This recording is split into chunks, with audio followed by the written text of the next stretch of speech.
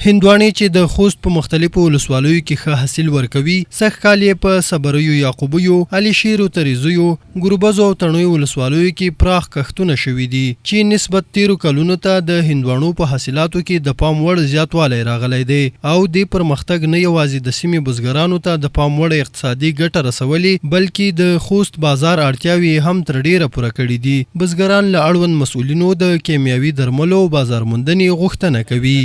مرض نیولې دی او ځینې بعضې ښې تازه دي او بعضې خراب دي.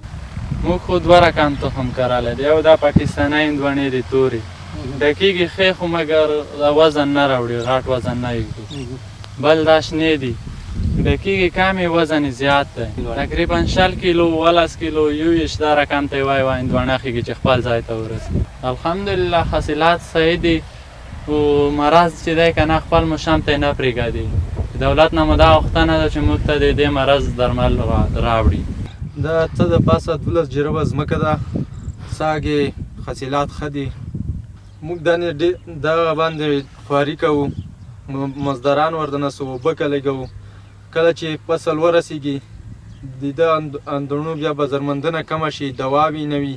له حکومت څخه مو دغه هیله ده چې دته دغه یا بل دی وبسي، دته یو بازارموندنه پیدا کړي، سړې خونې ورته پیدا کړي، دواوې کیمیاوي دواوې ورته پیدا کړي چې دغه باندې موږ کار وکړو.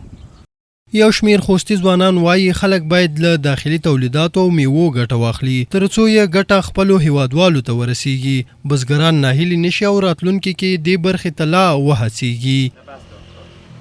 زه خو په دا ډېر خوشحاله یم چې خپل وطن کې مو ښکلې میوې رسېږي، ښکلې هر شی پرې موند دی. الحمدلله خلکو نه مې هیله دا ده چې خپل وطن کې مو میوې شته چې خورای نشته، خو چې خپله خوري محنت وکړو. اوس د دان دوڼې وکسه کوبه یو سپینغر سیمه ده، نو په دغه ځای کې مخکې ډېره وچکولي وه تنسکا، اوس الحمدلله داسې اندوڼې تالې دي، ښې ارزانې دي. نو په کور دا ده چې افغانیان خپله کوشش وکړي او ځینو خلکو نه مې دا هیله ده چې کوشش دا داسې نه کړي چې نور هېوادونه سمون روډي تولیدات کوي، د خپل وطن کې د خوري محنت وکړي. کا شکر الحمدلله اوس خو هر شی ارزانه دي، هندواڼې ارزانه دي. دا عام چې دا یو پیټۍ 600-650 روپۍ پیټۍ ده په منډۍ کې پاکستان نه چې راځي. دا هندواڼې دي او 1000 روپۍ من. دا یو خوست خلکو نه دا هیله کوو چې عام خوري په ځای هندواڼې ویل نه خوري. دا ګټه هم وطنوالو ته راځي او نورو خلکو ته او خپل وطن ته پرمختګ ده.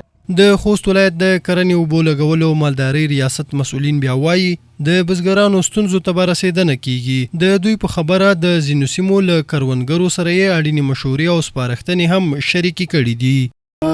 موږ تاسې د دې ګاونډیو هېوادونو د موږ تاسې د اقلیم هغه وضعیت او هغه آب و هوا تقریبا په یوه اندازه کې ده. که دلته کوم سبزي کرل کېږي په همدغه موسم کې پاکستان کې هم کرل کېږي، په هندوستان کې هم کرل کېږي، په ایران کې هم کرل کېږي. نو په دغسې موسم کې طبیعي خبره ده چې بازارموندنه به سخته وي. د دې دپاره موږ په پلان کې دا لرو چې سړې خونې جوړې کړو. کله چې سړې خونې جوړې کړو هغه زموږ د تقاضا زیات کوم سبزیجات چې دي هغه به په سړو خونو کې ساتل کېږي. د بازار د تقاضا په ضرورت په مطابق به بیا ورته بازار ته عرضه کېږي. نو د دې دپاره موږ په پلان کې داسې سړې خونې ونیسو چې انشاءالله دا په بازارموندنه کې موږ سره غټه همکاري وکړي. یاد دې وي چې بزګرانو نه یوازې د کرنې له لارې د بازار اړتیاوې پوره کړي بلکې ګڼو کسانو ته یې د کار زمینه هم برابره کړې ده چې له همدې لارې خپلو کورنیو ته حلاله نفقه پیدا کوي. احسان الله باور، امید رادیو، خوست.